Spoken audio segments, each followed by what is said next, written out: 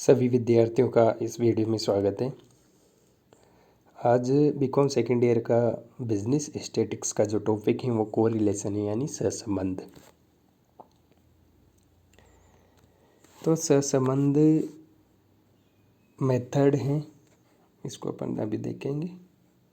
पहले तो सहसंबंध किसे कहते हैं, सहसंबंध क्या है। तो सहसंबंध दो समंकमालाओं समूह के मध्य कार्य और कारण संबंध को बताने वाले संबंध को सहसंबंध कहते हैं। यानी दो सीरीज होगी एक्स और वाई, एक क्या होगा, कारण होगा, एक होगा कार्य। यानी कार्य और कारण के मध्य जो संबंध होता है वह सहसंबंध होता है। यानी बात करें तो अपन डिमांड और सप्लाई की, तो एक कारण हो गया, एक परिणाम हो गया, इन दोनों के मध्य जो संबंध होता है वह सहसंबंध होता है। यानी दो जो चर होंगे एक्स और वाई, एक चर और एक आश्रित होगा, उस दो चरों में एक जो चर होगा वो आश्रित होगा और एक जो चर होगा वो स्वतंत्र होगा। सांख्यिकी में सहसंबंध सिद्धांत और तकनीक को अत्यंत महत्वपूर्ण माना है। इस विधि का श्रेय फ्रांसिस गाल्टन तथा कार्ल पियर्सन को दिया जाता है। यानी कोरिलेशन जो विधि है, मेथड है, वो गाल्टन और कार्ल पियर्सन को दिया जाता है। इस तकनीक का प्रतिगमन और विचलन गुणांक जैसी उपयोगिता विचारधाराओं पर आधारित है। यानी जो कार्ल पियर्सन और गाल्टन की जो तकनीक है, जो रिग्रेशन और वेरिएंस कोफिशिएंट पर आधारित है। अपन बात करते हैं सहसंबंध के प्रकार। तो सहसंबंध परिवर्तन के आधार पर दो प्रकार के होते हैं, धनात्मक और ऋणात्मक। परिवर्तन के अनुपात की बात करें तो दो प्रकार के होंगे, एक रेखीय होंगे, रेखी की बात करेंगे तो सीधी रेखा में होंगे, और वक्र रेखीय होंगे जो वक्र के रूप में होंगे। और चरों के आधार पर बात करें तो सरल और साधारण सहसंबंध, आंशिक सहसंबंध, और थर्ड है बहुगुणी सहसंबंध। इसकी थ्योरी की बात कर लेते हैं। पॉजिटिव यानी धनात्मक सहसंबंध किसे कहते हैं, जब दोनों समक श्रेणियाँ एक ही दिशा में परिवर्तित होती हैं। यानी कि एक रेखा चित्र में अंकित करेंगे एक्स और वाई, तो जैसे एक्स ये एक ही हैं और वाई भी इसी दिशा में होती हैं, तो वो धनात्मक सहसंबंध कहलाता है। ऋणात्मक दो समक श्रेणियों में पद विपरीत दिशा में परिवर्तित होती हैं। यानी कि जब समय ऐसे विपरीत अलग अलग दिशा में होती हैं तो वहाँ पर ऋणात्मक सहसंबंध कहलाता है। रेखीय सहसंबंध किसे कहते हैं, यदि दो समक श्रेणियों में विचरण और परिवर्तन का अनुपात स्थायी रहे तो उसके बीच में संबंध को रेखीय सहसंबंध कहलाता है। यानी जो श्रेणियाँ होगी वह उनका अनुपात स्थिर रहे, फिक्स रहे, तो जो उनके बीच संबंध होगा वो रेखीय सहसंबंध होगा। यानी कि इसमें देखें तो अपन लाइनर इस प्रकार से सीधी रेखा के रूप में और लॉन लाइनर कर्व ऐसे वक्र के रूप में होता है, तो वक्र रेखीय सहसंबंध कहलाता है। वक्र के जब दो समक मालाओं के मध्य मूल्य में परिवर्तन के अनुपात अलग अलग या अस्थायी हो, इसमें क्या होता है, स्थायी होता है, और इसमें क्या है, अस्थायी है, तो ये क्या होता है, वक्र रेखीय सहसंबंध कहलाता है। सरल सहसंबंध किसे कहते हैं, जब दो समक श्रेणियों के सहसंबंध को सरल सहसंबंध कहा जाता है, जिसमें से एक श्रेणी का कारण स्वतंत्र तथा दूसरी श्रेणी का परिणाम आश्रित हो। यानी जब दो सीरीज हो, दो श्रेणी हो, तो एक श्रेणी कारण हो यानी स्वतंत्र हो, और दूसरी श्रेणी परिणाम हो यानी आश्रित हो। यानी कि अपन सहसंबंध जैसे खेती की उपज और वर्षा की मात्रा या खाद, तो खाद क्या हो गया, स्वतंत्र चर हो गया, जिसकी उपज क्या होगी, अपनी आश्रित चर होगी, क्योंकि खाद और वर्षा की मात्रा के आधार पर उपज की मात्रा डिपेंड करती है। बात सेकंड करते हैं अपन आंशिक। इसमें दो या दो से अधिक समंक मालाओं के मूल्यों का अध्ययन करते हैं, लेकिन अन्य समंक मालाओं के मूल्यों के प्रभाव को स्थिर रखकर केवल दो चरों के मूल्यों का पारस्परिक अध्ययन करते हैं। यदि हम जानते हुए भी कि आलू के उत्पादन पर वर्षा की मात्रा का भी प्रभाव पड़ता है। वर्षा की मात्रा को स्थिर रख लिया जाए और औसत तापक्रम आलू के प्रति एकड़ के बीच संबंध ज्ञात करें। यानी कि इसमें 2 या 2 से अधिक चर होंगे, लेकिन 2 चरों को छोड़कर बाकी चरों को स्थिर मान लिया जाता है। इसमें क्या बोला है कि अपन आलू की उत्पादन की मात्रा की बात करें, प्रोडक्शन की मात्रा की बात करें, तो जो वर्षा की मात्रा है उसको अपन स्थिर मान लेंगे और जो तापक्रम है उनको और आलू के उत्पादन में अपन संबंध ज्ञात करेंगे। तो क्या कौन सा संबंध कहलाएगा? पार्शियल रूप यानी आंशिक सहसंबंध कहलाता है। बहुगुणी सहसंबंध कहलाता है 2 या 2 से अधिक स्वतंत्र चर मूल्य और आंशिक संबंध के प्रभाव को अध्ययन करते हैं। यानी इसमें एक स्थिर मूल्यों को स्थिर नहीं रखा जाता है, यानी सभी समंक मालाओं को अध्ययन किया जाता है जिसमें 2 या 2 से अधिक गुण रहते हैं। यानी कि इसमें वर्षा की मात्रा को भी अपन स्थिर नहीं रखेंगे। यानी कि जब आलू के उत्पादन की मात्रा ज्ञात करेंगे तो उसमें औसत तापक्रम भी लेंगे, वर्षा की मात्रा भी लेंगे, इसके अलावा उर्वरक अपन डालते हैं, खाद बीज, तो उनकी भी मात्रा ले सकते हैं। तो सभी के आधार पर जो संबंध ज्ञात करेंगे वो होगा बहुगुणी सहसंबंध। तो ये सहसंबंध के प्रकार होंगे। अब इनमें ज्ञात करने के लिए अलग अलग मेथड दे रखे हैं। तो फर्स्ट जो मेथड अपन करते हैं वो है कार्ल पियर्सन का, सेकेंड है बाउली का, थर्ड है केली का और फोर्थ है अदर मेजरमेंट, जिसको प्रोफेसर किंग का नाम आता है। सहसंबंध ज्ञात करने की मेथड। अब ये सहसंबंध हैं जो अपन ने देखे थे रेखा चित्र से ज्ञात कर सकते हैं। 2 प्रकार के होते हैं, एक तो बिंदु रेखीय रेखा चित्र, इनसे भी अपन रेखा सहसंबंध ज्ञात कर लेते हैं। एक होती है गणितीय विधियाँ, मैथमेटिकल मेथड। तो रेखा चित्र में जब रेखा चित्र का नाम आ गया, ग्राफिकल मेथड आ गया, तो रेखा चित्र में अंकित होगा और इसमें सहसंबंध अपन को पता लगाना है, कैलकुलेशन करना है। और जबकि मैथमेटिकल मेथड में क्या होंगे? कार्ल पियर्सन हो गया, क्रमागत सहसंबंध विधि यानी एक्सपेरिमेंट रैंक मेथड हो गई, और संगामिशन कनकरेक्ट डेविएशन मेथड हो गया, और लेट्स स्क्वायर मेथड हो गया, न्यूनतम वर्ग मेथड। ये मैथमेटिकल हो गई और इसको ग्राफिकल हो गई। तो ग्राफिकल में क्या है? ग्राफ पेपर में जब अंकित करते हैं और जब रेखाएं खींची जाती हैं तो उनके बीच में जो संबंध होता है वो रेखीय संबंध कहलाता है। तो 2 प्रकार से होता है, एक तो बिंदु की रेखा के रूप में, एक साधारण रेखा के रूप में। और बाकी जो मैथमेटिकल मेथड होंगे वो कार्ल पियर्सन आ जाएगा, क्रमागत आ जाएगा, संगामिशन आ जाएगा, न्यूनतम वर्ग द्वितीय आ जाएगा। तो सबसे पहले अपन बात देखते हैं विक्षेप चित्र या बिंदु रेखे यानी स्कैटर डायग्राम या डॉटोग्राम, स्कैटरग्राम। तो इसमें सहसंबंध होता है जो अलग अलग अपन ने देखा था, धनात्मक भी होता है, ऋणात्मक भी होता है। अब इसमें पूर्ण धनात्मक, पूर्ण ऋणात्मक, किसी में सहसंबंध का अभाव होगा, किसी में ऋणात्मक होगा, तो उच्च रूप से धनात्मक होगा। तो रेखा चित्र में जब अपन इसको इस प्रकार से सहसंबंध आएगा तो ये होगा उच्च धनात्मक सहसंबंध। ऋणात्मक की बात करें तो ये ऋणात्मक सहसंबंध हो जाएगा। अब इसके जो आसपास की वैल्यू रहेगी ये इसमें सहसंबंध के रूप में शो होती हैं।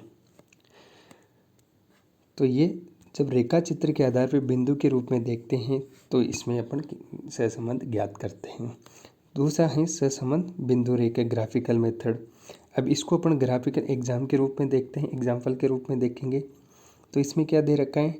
नंबर ऑफ पेयर्स दे गए, हस्बैंड एज और वाइफ एज दे रखी, इनमें सहसंबंध ज्ञात करना है।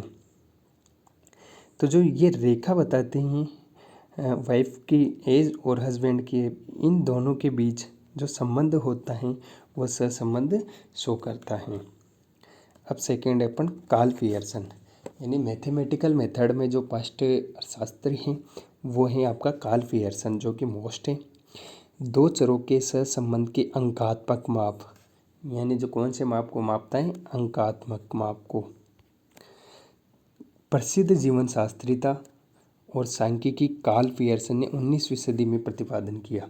यानी कार्ल पियर्सन द्वारा सहसंबंध गुणांक का प्रतिपादन किया वो 19वीं शताब्दी में किया था, जो कि एक जीवन शास्त्री थे। तो इन्होंने अलग अलग मेथड दे रखे हैं। एक है समांतर माध्य। अब अपन जब कोरिलेशन निकालेंगे तो सबसे पहले आपको समांतर माध्य ज्ञात करना आना चाहिए, स्टैंडर्ड डेविएशन ज्ञात करना आना चाहिए, इसके अलावा आपको मेन डेविएशन भी ज्ञात करना आना चाहिए, वो भी डायरेक्ट इनडायरेक्ट दोनों मेथड से ज्ञात करना आना चाहिए, तभी आप कोरिलेशन निकाल सकते हो। तो जो कार्ल पियर्सन का फर्स्ट फॉर्मूला है समांतर माध्य या फिर डायरेक्ट मेथड विधि बोलते हैं। तो डायरेक्ट मेथड विधि में ये फॉर्मूला लग जाएगा या ये फॉर्मूला लग जाएगा, यानी dx निकालेंगे तो कैसे निकालेंगे, सबसे पहले तो आपको जब dx का मतलब हो गया डेविएशन निकालेंगे तो आपको पहले समांतर माध्य चाहिए, कौन सी सीरीज का, एक्स सीरीज का। फिर उसके बाद वाई सीरीज का क्या चाहिए, समांतर माध्य चाहिए। उसके बाद आपको स्टैंडर्ड डेविएशन चाहिए एक्स सीरीज का और वाई सीरीज का। उसके बाद अपन इसमें समांतर माध्य के रूप में मान रखेंगे तो आपका कोरिलेशन का मान आ जाएगा। अगर समांतर माध्य का मान पॉइंटों में आए, पूर्णांक में नहीं आए, तो अपन शॉर्टकट मेथड का यूज़ भी कर सकते हैं, जिसका फॉर्मूला इस प्रकार है। जो dx dy निकालेगा, ये डेविएशन निकालेंगे तो जो x माइनस, वैसे तो अपन x बार करते हैं लेकिन x बार की जगह कौन सा होगा, x माइनस ए एक्स, और उस उधर y माइनस वाई ए, क्योंकि a का मतलब होता है अज्यूम्ड वैल्यू यानी कल्पित माध्य। अब मूल समंक, जैसे x और y दो सीरीज दे रखी हैं, दोनों को मूल बिंदु जो डाटा दे रखे हैं आपको, उसी के आधार पर अगर कोरिलेशन निकालते हैं तो फिर कौन सा फॉर्मूला लगाएगा, ये फॉर्मूला लगेगा। अब इसमें लिखा हुआ है कल्पित माध्य को जीरो मान लिया जाए।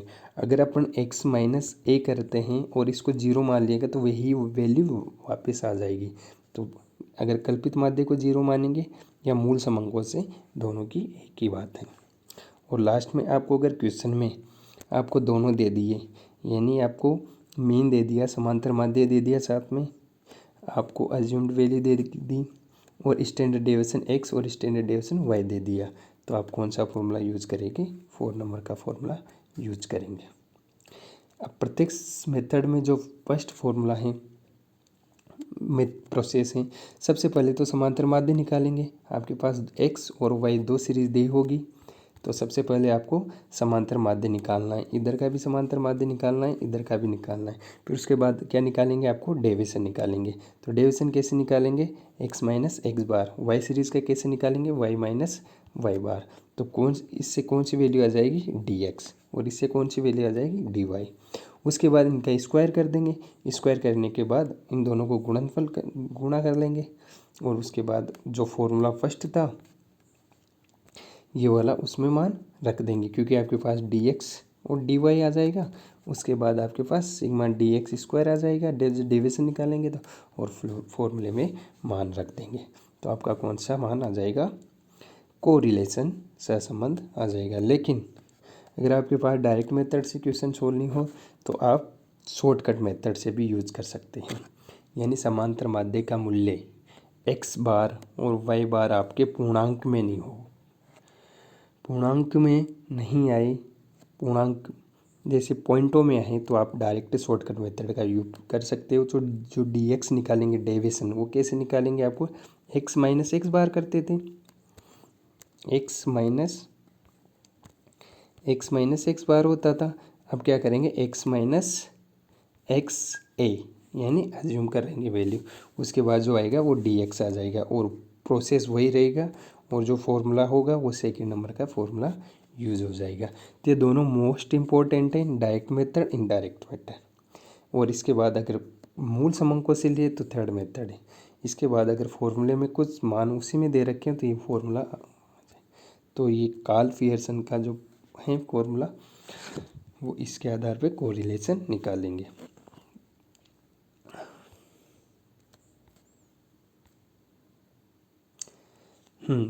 तो डायरेक्ट मेथड का एक फॉर्मूला देख ही लेते हैं अपन।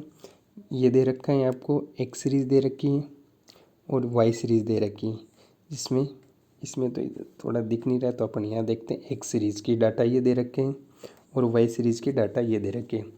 अब आपके पास सबसे पहले आपको क्या निकालना है, एक्स बार और वाई बार। एक्स बार निकालने के लिए आपके पास समांतर माध्य का फॉर्मूला आना चाहिए। आपको समांतर माध्य का फॉर्मूला आएंगे x बार बराबर sigma x upon sigma n। तो x का मान आ जाएगा 330, अपन इसको डिवाइड करेंगे प्लस करेंगे 330 अपॉन n यानी 10 तो 33। तो आप ये पूर्णांक में आ गया 33।